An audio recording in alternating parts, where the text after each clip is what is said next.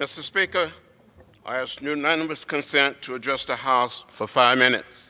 Without objection, the gentleman is recognized. As we stand here, a 5-year-old woke up in a cage.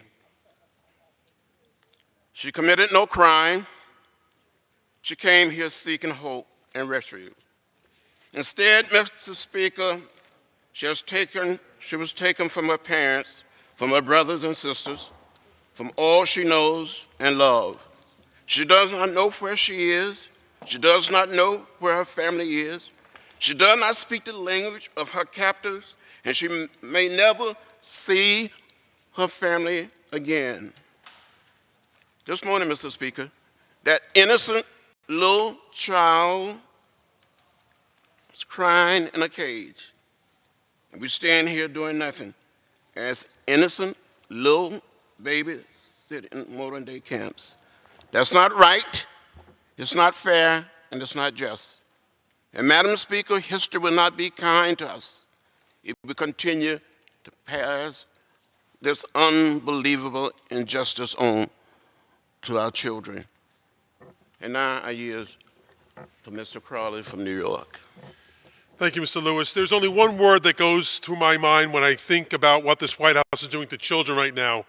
It's shame. Shame on them. For years, we saw Republicans try to attack Democrats for having the goal to give millions of Americans health care or to address global warming. Your leader stood up on this floor and said, shame on us. Shame on you for letting this happen, for being willing to let kids be kept in warehouses because you can't stand up to this president. These are children, children who deserve the love of a mother and a father, not cages and concrete floors. These are children, babies in some cases. They need someone to comfort them when they can't sleep, to cool their food when it's too hot, to give them those basics of love and kindness that these children need. What they don't need is to be used as hostages for President Trump to get his anti-immigrant wish list and a wall. They don't need to be demonized when their families are seeking refuge. If President Trump and the Republicans don't think these families deserve asylum or protection, if they don't think these people deserve a chance of a life of safety, they are wrong. But these are matters that we can debate. But you mean to tell me you don't think these children deserve the love of their mother and the comfort of their father? You mean to tell me that the Bible puts law above keeping families together? Absolutely not. Shame on this White House and on everyone who stands with them. Shame on our country if we let this continue. Al Green. Now you hear the Congressman Al Green. You should continue to stand. I thank the gentleman for yielding. Mr. Speaker, Madam Speaker, this is what it has come to. We stand here in the well of the House, appealing to, in a sense, begging the President to acknowledge the undeniable truth. The undeniable truth that this is a crisis that he can end with the stroke of a pen. This is a crisis that he has created, and it is a crisis that he can eliminate.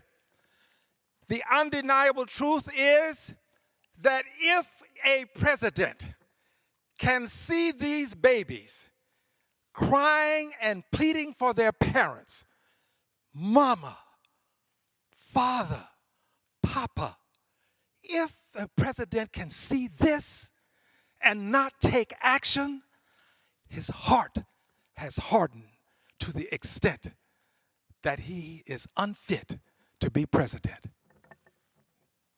I yield back. Madam Speaker, our nation is mourning. Our nation is crying out to save our little children, save our babies. History will not be kind to us as a nation and as a people if we continue to go down this road. We must stop the madness and stop it now.